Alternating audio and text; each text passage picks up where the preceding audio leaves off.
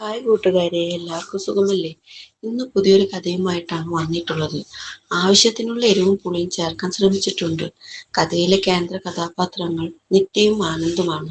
ഇവർ രണ്ടുപേരും നല്ല ബെസ്റ്റ് ഫ്രണ്ട്സ് ആണ്. അവരുടെ കഥയാണ് പറയാൻ പോകുന്നത്. എല്ലാവരും ഇഷ്ടപ്പെട്ട ലൈക്ക് തരണേ, അതുപോലെ അഭിപ്രായം എഴുതണേ. ഇതുപോലെയുള്ള കിളിപ്പെടുത്തുന്ന അനുഭവം നിങ്ങൾക്കോ കൂട്ടുകാർക്കോ ആർക്കെങ്കിലും ഉണ്ടായിട്ടുണ്ടോ? അതും കൂടെ പറയണേ. എന്ന കഥയിലേക്ക് പോയാലോ? ഞാൻ കിടന്നു തരാം നിനക്ക്, നീ മതിയെന്ന് പറയുവോളം. നിത്യ അത് പറയുമ്പോൾ ഒരു നിമിഷം അവളുടെ മുഖത്തേക്ക് തുറച്ചു നോക്കി ആനന്ദ്. എന്താ നീ പറഞ്ഞേ? മനസ്സിലായില്ല. അത് നിന്റെന്ന് കടം വാങ്ങിയ കാശ് പറഞ്ഞ ഡേറ്റ് തിരിച്ചു തരാൻ എൻ്റെ കയ്യിലില്ലടാ. ഇനി എപ്പോഴത്തേക്ക് തരാൻ പറ്റുമെന്നും അറിയില്ല. പക്ഷെ ഞാൻ ആകെ പ്രശ്നത്തിലാണ്. തന്ന കാശിന് പകരമായി ഒരു പെണ്ണെന്ന നിലയ്ക്ക് എനിക്കിനി ഇതേ ചെയ്യാൻ പറ്റുള്ളൂ. നിനക്ക് ഓക്കെ ആണെങ്കിൽ ഞാൻ തയ്യാറാണ്. മറുപടി പറയാതെ വീണ്ടും അല്പസമയം അവളെ തന്നെ നോക്കി നിന്നു ആനന്ദ്. ഓക്കെ, പലപ്പോഴായി എൻ്റെ നിന്ന് വാങ്ങിയത് വെച്ച് നീ എനിക്ക് തരാനുള്ളത് 1,20,000 രൂപയാണ്. നീ പറഞ്ഞതുപോലെയാണെങ്കിൽ ഇത്രയും കാശ് മുതലാക്കുവാൻ എത്ര വട്ടം നീ എനിക്ക് കിടന്നു തരണമെത്തിയേ? ആ ചോദ്യത്തിന് മുന്നിൽ അവൾക്കും മറുപടി ഇല്ലായിരുന്നു. പറയേ, എത്ര വട്ടം? ഒരു വട്ടം നീ ഇടുന്ന വില എന്താണ്? അത് വെച്ചിട്ട് നമുക്ക് കണക്ക് കൂട്ടാം. ആനന്ദ് വീണ്ടും ചോദ്യം ആവർത്തിച്ചു. എന്ത് പറയണമെന്ന് നിത്യയ്ക്ക് അറിയില്ലായിരുന്നു. ആനന്ദ് പ്ലീസ്, ഞാൻ എന്താ ചെയ്യുക? ഇപ്പോഴത്തെ അവസ്ഥയിൽ എനിക്ക് എത്ര പറ്റിയുള്ളൂ. വീട്ടിലെ കാര്യങ്ങൾ, മോന്റെ കാര്യങ്ങൾ എല്ലാം കൂടി പറ്റുന്നില്ല എനിക്ക്. അറിയാം നിനക്ക് ഇപ്പോൾ കാശിന് അത്യാവശ്യമുള്ള സമയമാണ്. പക്ഷെ ഞാൻ നിസ്സഹായാണ്. അതുകൊണ്ട് അതുകൊണ്ട് എനിക്ക് കിടന്നു തരാം അല്ലേ? ഐഡിയ നല്ലതാണ്. വേണമെങ്കിൽ നിനക്ക് ഇതൊരു വരുമാന മാർഗവുമാക്കാം. വേറൊരു വഴിയുണ്ട്. എന്തായാലും എനിക്ക് ഒറ്റയ്ക്ക് ഇത്രയും തുക നിന്നിൽ നിന്ന് മുതലാക്കുവാൻ പറ്റില്ല. സോ ഞാൻ കുറച്ച് ആൾക്കാരെ പറയാം. അവർക്കൊപ്പം പറ്റുമോ നിനക്ക്? ക്യാഷ് ഞാൻ അവരുടെ നിന്ന് വാങ്ങി മുതലാക്കാം. എനിക്കുള്ളത് കിട്ടിക്കഴിഞ്ഞാൽ പിന്നെയും നീ ഓക്കെ ആണെങ്കിൽ കുറെ സമ്പാദിക്കാം.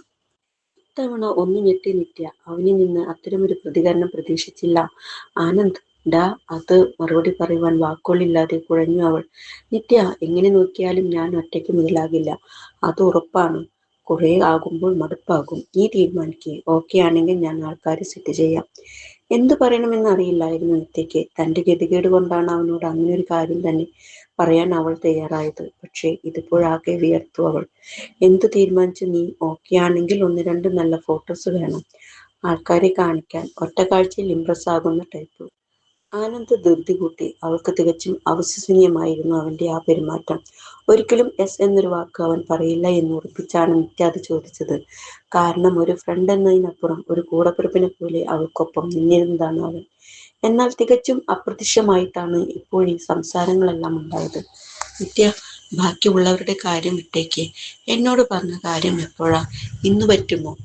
ഇന്നാണെങ്കിൽ വീട്ടിൽ ആളി, നമ്മൾ മാത്രമേ കാണൂ. പോയാലോ? വഷളൻ ചിരിയോടെ ആനന്ദ് വീണ്ടും ചോദിക്കവേ ശരിക്കും ഞെട്ടിപ്പോയി നിത്യ. ഒരു നിമിഷം ശരീരം ആകമനം വിറയ്ക്കുന്നത് പോലെ തോന്നി അവൾക്ക്. ആ ആനന്ദ്, അത് ഞാൻ എൻ്റെ ഗതികേട് കൊണ്ടാണിടാ അങ്ങനെയൊക്കെ പറഞ്ഞത്. നീ ഒന്ന് മനസ്സിലാക്കിയെന്നെ. ഒരുവിധം വിറച്ച് വിറച്ച് പറഞ്ഞൊപ്പിക്കുമ്പോൾ ഒരു നിമിഷം നോക്കി നിന്ന ശേഷം ചെകിടടിച്ച ഒരു അടിയായിരുന്നു ആനന്ദിന്റെ മറുപടി. ആ നിമിഷം കണ്ണിൽ നിന്ന് പൊന്നീച്ച പറക്കുന്നത് പോലെ തോന്നിപ്പോയി നിത്യയ്ക്ക്. ഒന്നും മനസ്സിലാകുന്നില്ല. ഒപ്പം കണ്ണിലിരുട്ട് കയറുന്നു. പിന്നിലേക്ക് വേച്ചുപോയ അവൾ ചുവരിൽ പിടിച്ച് വീഴാതെ നിന്നു. രണ്ടു മിഴികളും നിറഞ്ഞു തുളുമ്പി. ആകെ മൊത്തത്തിൽ ഒരു പെരുപ്പ്. മിഴിനീരിൽ തുടച്ചു നോക്കുമ്പോൾ കണ്ടത് കലിത്തുള്ളി മുന്നിൽ നിൽക്കുന്ന ആനന്ദിനെയാണ്. ആനന്ദ്, അടഞ്ഞ സ്വരത്തിൽ അവളുടെ ചുണ്ടുകൾ മൊഴിയുമ്പോൾ ഒരെണ്ണം കൂടി കൊടുക്കുവാൻ കൈയോങ്ങി അവൻ. അത് കണ്ട് പേടിച്ചു ഓരത്തേക്ക് ചേർന്ന് നിത്യ. സ്വന്തം ശരീരം വിട്ടിട്ടാണോടി കടം തീർക്കാൻ നോക്കുന്നേ? അങ്ങനെ ചെയ്യാനാണെങ്കിൽ ഈ നാട്ടിൽ സ്ത്രീകൾക്ക് ആർക്കും കടം ഉണ്ടാകില്ലല്ലോ. ആനന്ദിന്റെ ഒച്ച കടുത്തു. അതോടെ പൊട്ടിക്കരഞ്ഞു പോയി നിത്യ. മോങ്ങേണ്ട. അങ്ങനെ എപ്പോഴെങ്കിലും നിന്നെ ആഗ്രഹിച്ചിട്ടുണ്ടെങ്കിൽ അത് നേരിട്ട് നിന്നോട് പറയാൻ എനിക്കൊരു മടിയുമില്ല. എന്നെ നീ ഇങ്ങനെയാണോ കണ്ടേക്കുന്നേ? നീ എൻ്റെ ബെസ്റ്റ് ഫ്രണ്ടാണോ നിത്യേ? നിന്നെ അങ്ങനെ മറ്റൊരു കണ്ണിൽ കാണാൻ പറ്റില്ല എനിക്ക്. നിന്റെ കെട്ടിയവൻ കളഞ്ഞിട്ട് പോയപ്പോ കുഞ്ഞുമായി ജീവിക്കാൻ നീ കഷ്ടപ്പെടുന്നത് കണ്ടിട്ടാണ് ഞാൻ സഹായിച്ചിട്ടുള്ളത്. അതൊന്നും പൂർണ്ണമായും തിരിച്ചു കിട്ടുമെന്ന് പ്രതീക്ഷിച്ചല്ല. ശരിയാണ്, കാശിന് എനിക്ക് ഇപ്പോൾ ആവശ്യമുണ്ട്. പക്ഷെ അത് പറഞ്ഞു നിന്നെ ബുദ്ധിമുട്ടിക്കില്ല ഞാൻ. കാരണം അങ്ങനെ ചെയ്താൽ പിന്നെ നമ്മുടെ ഫ്രണ്ട്ഷിപ്പിന് എന്താണ് വില? അവന്റെ വാക്കുകൾക്ക് മുന്നിൽ വല്ലാത്ത കുറ്റബോധം തോന്നിപ്പോയി നിത്യയ്ക്ക്. ഡാ, ഞാൻ അങ്ങനെ ഉദ്ദേശിച്ചു പറഞ്ഞതല്ല. പറഞ്ഞില്ലേ എന്റെ ഗതികേട്? വയ്യാതെ കിടക്കുന്ന അച്ഛൻ, കുടുംബത്തിലെ ചിലവുകൾ, മോന്റെ കാര്യം ഒന്നും എനിക്ക് ഇപ്പോൾ മാനേജ് ചെയ്യാൻ പറ്റുന്നില്ല. നാല് ചുറ്റും കടങ്ങളാണ്. പലരും കുത്തുവാക്കുകൾ പറഞ്ഞു തുടങ്ങി. ഈ 27-ാം വയസ്സിൽ ഇതിൽ കൂടുതൽ എന്താണ് ഞാൻ അനുഭവിക്കാനുള്ളത്? എനിക്ക് മടുത്തു ഈ ജീവിതം. ചത്തുകളയുവാൻ തോന്നുക.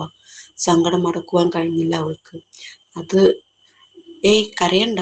എനിക്ക് കേട്ടപ്പോ സഹിച്ചില്ല. അതാ ഞാൻ. നീ വിഷമിക്കേണ്ട. അടിച്ചു പോയതാ ഞാൻ. സോറി. ഇനി നിന്റെ ബാധ്യതകൾ തീർന്ന് നീ ഒന്ന് നിവർന്നു നിൽക്കുവാൻ ഒരേ ഒരു വഴിയേ ഉള്ളൂ. ഒന്ന് നിർത്തുമ്പോൾ ആനന്ദിന്റെ മുഖത്തേക്ക് തന്നെ തുറച്ചു നോക്കി നിത്യ. പ്രവാസം. അവൻ പറഞ്ഞവസാനിപ്പിക്കുമ്പോൾ മിഴികൾ തുടച്ചു അവൾ. ഡാ, ഞാനും ആലോചിച്ചു. പക്ഷെ എന്റെ മോൻ എന്നെ പിന്നെ ഒരു ജോലി, ഇതൊക്കെ എങ്ങനെ? ഒന്നും ശരിയാകാതെ അവിടെ ചെന്ന് പെട്ടുപോയാൽ? മോൻ തൽക്കാലം അമ്മയ്ക്കും അച്ഛനുമൊപ്പം നിൽക്കട്ടെ. ജോലി ഒരെണ്ണം ശരിയാകുമ്പോൾ എനിക്ക് പറ്റും. ദുബായിൽ ഫ്രണ്ടിന്റെ ഓഫീസിൽ ഒരു റിസപ്ഷൻസിന്റെ വേക്കൻസി ഉണ്ട്. വലിയ എക്സ്പീരിയൻസ് ഒന്നും വേണ്ട. ഇംഗ്ലീഷ് ഭാഷ കൈകാര്യം ചെയ്യണം. അത് നിനക്ക് പറ്റുമല്ലോ. ജോലി ഞാൻ പറഞ്ഞു റെഡിയാക്കാം. വിസ അവരയച്ച് തരും. ടിക്കറ്റ് ചാർജ് നമ്മൾ നോക്കണം. 2 വർഷം പിടിച്ചു നിന്നാൽ തന്നെ നിന്റെ ഈ ബുദ്ധിമുട്ടുകൾ മാറും. പിന്നെ ഇഷ്ടമുണ്ടെങ്കിൽ നിൽക്കാം, അല്ലെങ്കിൽ തിരിച്ചു വരാം. ആനന്ദ് പറഞ്ഞു നിർത്തുമ്പോൾ ഏറെ അതിശയത്തിലൊപ്പം സംശയത്തോടെയും അവനെ നോക്കി നിത്യ.